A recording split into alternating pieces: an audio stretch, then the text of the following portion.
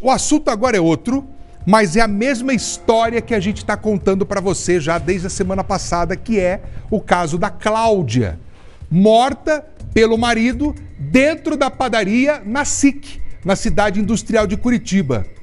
E você lembra que eu contei para você? A Cláudia é uma pessoa muito querida.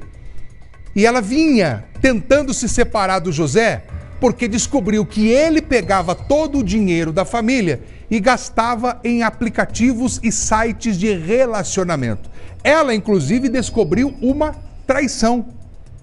No dia em que foi morta pelo marido, os filhos tentaram defender a mãe e um deles partiu para cima do pai. Machucou o pai, que foi levado para o hospital.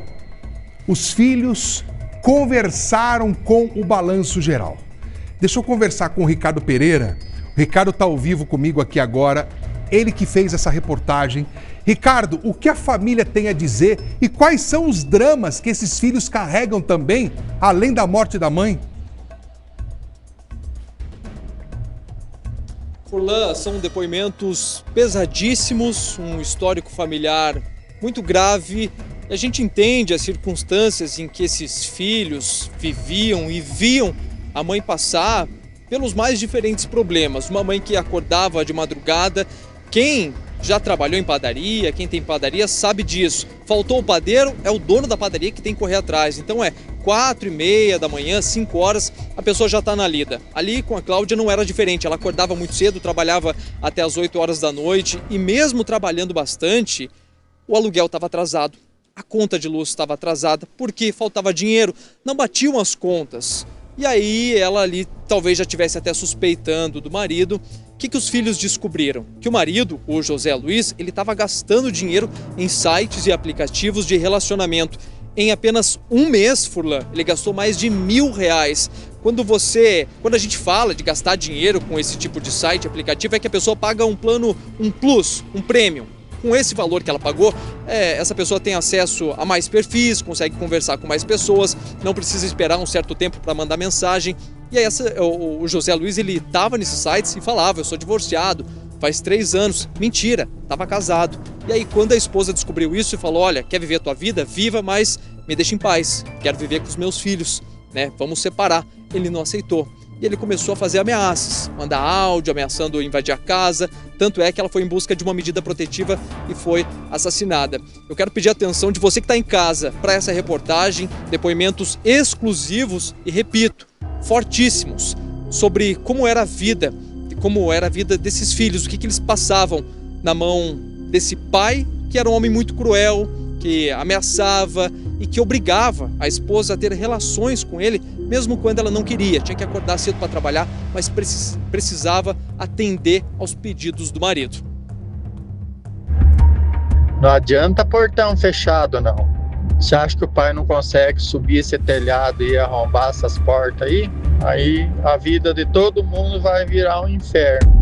Esse áudio é de José Luiz Rissardo, enviado para uma das filhas um dia antes de ele matar a esposa Cláudia Valéria de Souza.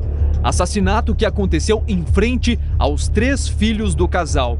Filhos que já não queriam mais contato com ele, desde que descobriram que, enquanto as contas da panificadora e da casa estavam atrasadas, José gastava dinheiro com sites de relacionamento.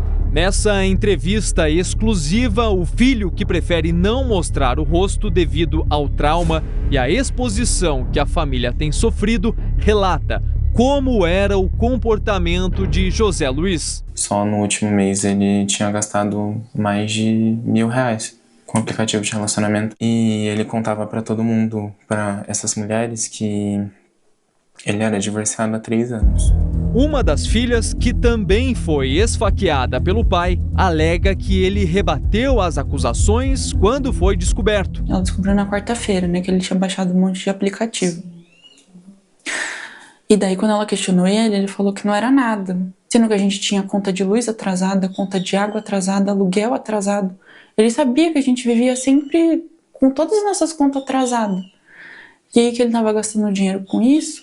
Foram 28 anos de casados, quase 3 décadas de um relacionamento turbulento, e onde os sinais de abuso e de violência passaram a ser percebidos pelos filhos. Muitas vezes ela tinha que fazer coisa que ela não queria durante a noite, que ela tinha que levantar cedo, trabalhar e à noite ainda tinha que fazer tudo o que ele queria. Ele era viciado em sexo. As paredes lá da nossa casa são bem finas e eu já presenciei, eu já escutei ela pedindo para ele parar e ele não parava. O homem que abusava da esposa também ameaçava os filhos.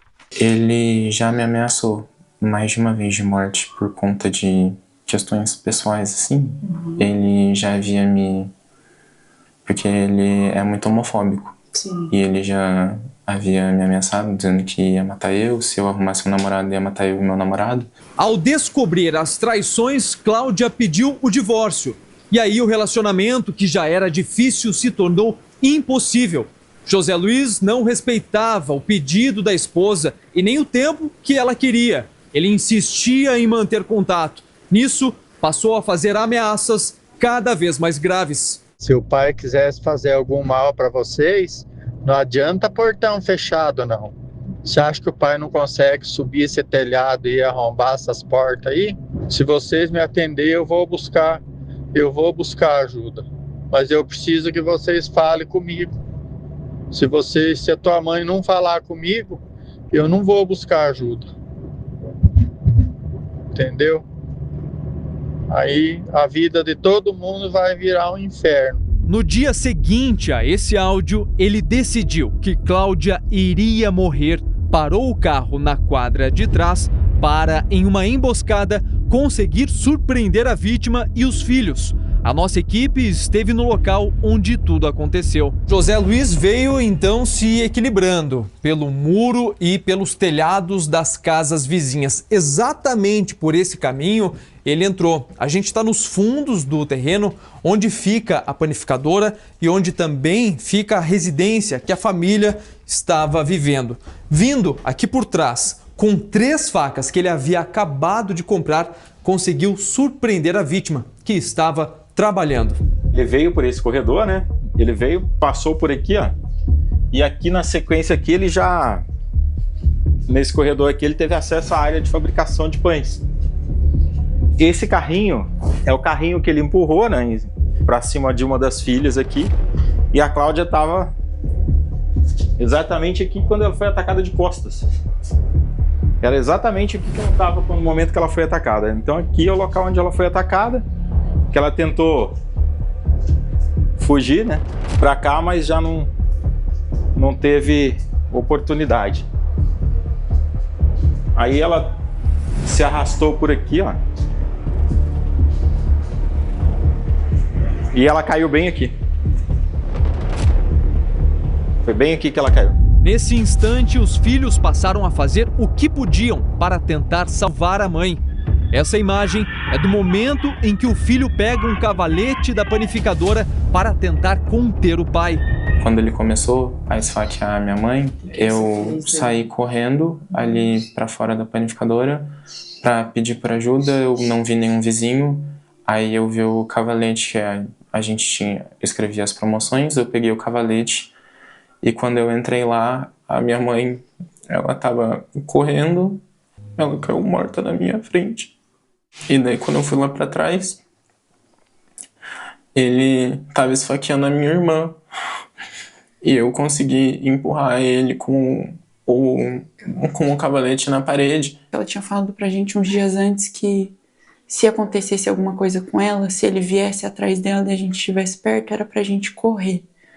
Era pra gente ir o mais longe possível, que era pra gente tentar se salvar. E daí eu fui... Porque eu não queria deixar minha mãe lá, não podia deixar minha mãe lá. E aí eu fui pra tentar segurar a faca pra poder fazer alguma coisa. E aí, a hora que ele entrou, ele falou, você fez medida protetiva contra mim? Eu quero ver você se proteger disso agora. E aí ele esfaqueava ela pelas costas. E daí ele olhou para mim, olhou bem no meu olho e falou, você que foi mal criada comigo, agora vai ser a sua vez. E aí foi quando ele veio com a faca e atingiu aqui em mim, no tórax. E aí ele tentou atingir na minha virilha também, mas aí disso eu consegui desviar. A filha, que cursou medicina, tentou socorrer a mãe, enquanto os vizinhos chegavam para ajudar a conter o assassino. Os vizinhos foram, seguraram ele e eu fui lá na frente da padaria porque minha mãe tinha conseguido escapar e eu achei que ela tinha conseguido escapar com vida. E aí, eu fazia medicina antes. E quando eu cheguei lá, eu tentei ajudar a minha mãe. Eu tentei procurar pra ver se tinha algum sangramento que eu consegui estancar. O olho dela já tava louco. Quando ele foi sair, né, na maca, ele olhou no meu olho e ele falou que eu tinha escapado, mas que ele ia sair da cadeia e ele ia me levar junto. Ele sempre disse que ele queria ficar famoso no mundo inteiro, porque ele ia ser famoso por ter feito uma chacina e ter matado muitas pessoas.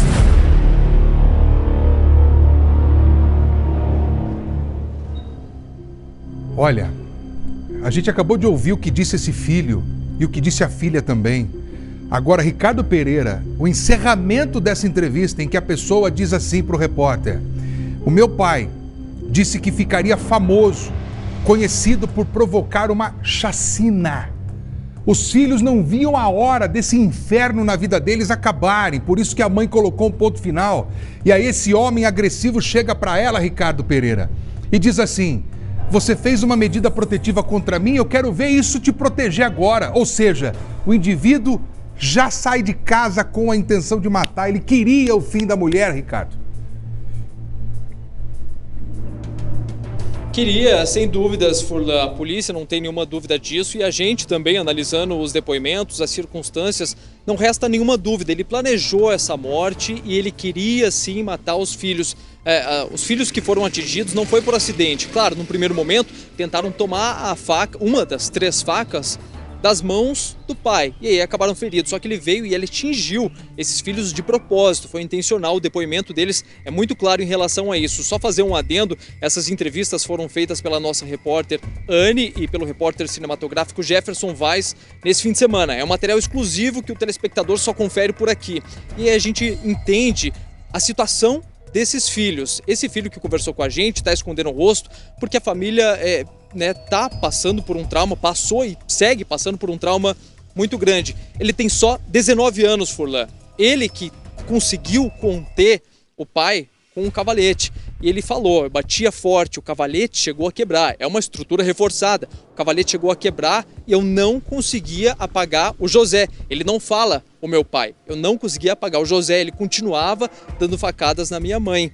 A irmã dele, que está ali com as mãos machucadas, que precisou passar por um procedimento por conta do tendão, né, que ela foi esfaqueada pelo pai, ela falava a mesma coisa, apaga ele, subiu nas costas do pai, mordeu o pescoço do pai para dar um jeito, fazer o que podia para parar esse homem. Não teve como, ele estava ali com uma força que parecia algo sobrenatural, ele estava determinado a fazer aquilo. E uma fala muito forte que esse filho trouxe nesse depoimento para a nossa equipe é essa.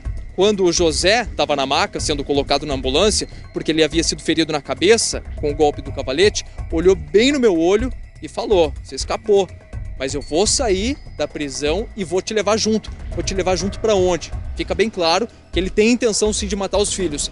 Então esses 3 filhos estiveram na última sexta-feira na Delegacia da Mulher, prestaram depoimento e entraram com pedido de medida protetiva. A medida protetiva ela é, por determinação legal, concedida a mulheres em situação de risco. Então essas 2 filhas desse homem conseguiram essa medida protetiva. O filho é homem, não conseguiu, mas ele tem muito medo sim que o pai saia da prisão e vá atrás deles. A última informação que a gente tem, Furlan, é que esse homem segue no hospital, segundo familiares, está dando uma de louco, palavras dos familiares, para não ser preso, mas a delegada já deixou bem claro, ele está no hospital sob escolta, recebeu alta, vem direto para cá e vai para o sistema penitenciário. Furlan. Olha, a gente não precisa deixar de falar certas coisas aqui, mas a vida desse cara na prisão vai ser um inferno. Isso se ele não cometer uma loucura, como muitos a gente já viu aí. Ricardo, obrigado, viu, pelas informações que você trouxe pra gente.